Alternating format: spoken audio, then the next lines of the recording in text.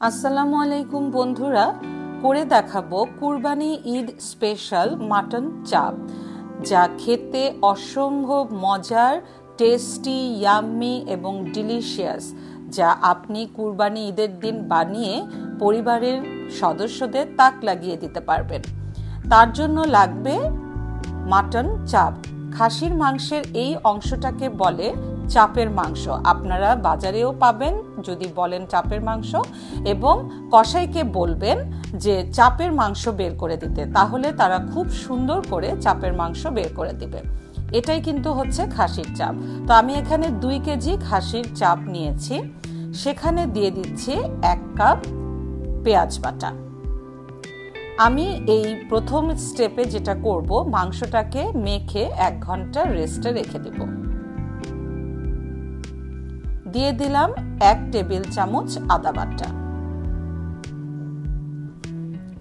1 table চামচ রসুন বাটা, 1 cup টক দই। এটাতে কিন্তু অবশ্যই টক দই নিতে হবে এবং এটা কিন্তু মেইন ইনগ্রেডিয়েন্ট। দিয়ে দিব স্বাদ মতো লবণ, 1 চা চামচ ধনে গুঁড়া, 1 চা চামচ জিরের গুঁড়া, 1 চা চামচ মরিচ গুঁড়া। আপনারা যে যেরকম ঝাল খাবেন সেই রকম ঝাল দিবেন। আমার মাংসটা মাখানো হয়ে গিয়েছে এবং 1 ঘন্টা রেখে দিয়েছি। মাংস থেকে এই পানিটা বের হয়েছে।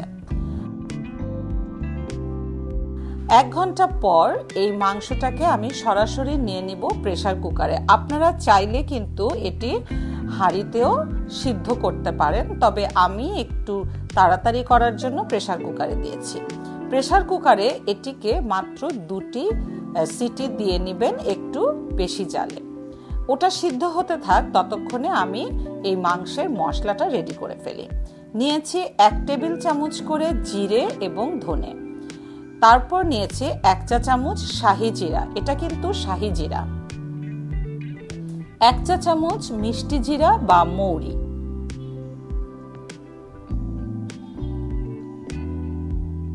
নিয়েছি কয়েকটি সাদা এলাচ এবং কালো এলাচ।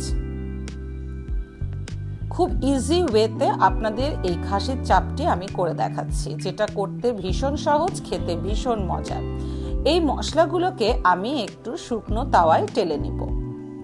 খুব সুন্দর যখন একটা অ্যারোমা বের হবে, তখন আমি এটাকে গুঁড়ো করে নেব। মাংসটা আমার সিদ্ধ হয়ে গিয়েছে। আমি মাংস থেকে যে পানি বের হয়েছে সেটা থেকে মাংসটা তুলে নিয়েছি। এখন আমি দিয়ে দিচ্ছি বেরেস্তা ভাজা তেল। এখানে অবশ্যই পেঁয়াজ বেরেস্তার তেলটি ইউজ করতে হবে। দিয়ে দিলাম 3টা তেজপাতা,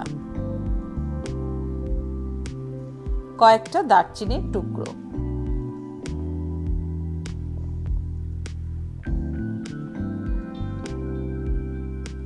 কয়েকটা গোটা গোলমরিচ। যখন এটা ফুটে উঠবে এবং গন্ধ বের হবে, তখন মাংসটা এর মধ্যে ঢেলে দিব। আমি কিন্তু সেদ্ধ হবার সময় কোনো তেল দেইনি, আমি একেবারেই বেরেস্তা ভাজা তেল দিয়ে মাংসটা করছি। 1 কাপ পেঁয়াজ বেরেস্তা এবং সেই যে আমার গুঁড়ো করে রাখা মশলা। এখন আমি একটু করে পেঁয়াজ বেরেস্তা দিব এবং সেই ভাজা মশলা দিব, দিয়ে খুব ভালোভাবে তেলের মধ্যে আমি এই খাসির চাপটাকে কষাবো।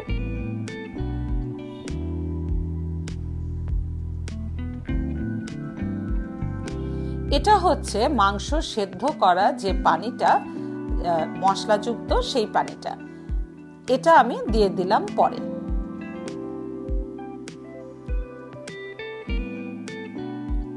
বাকি যে বেরেস্তাটা ছিল আমি পুরোটাই এর মধ্যে দিয়ে দিলাম।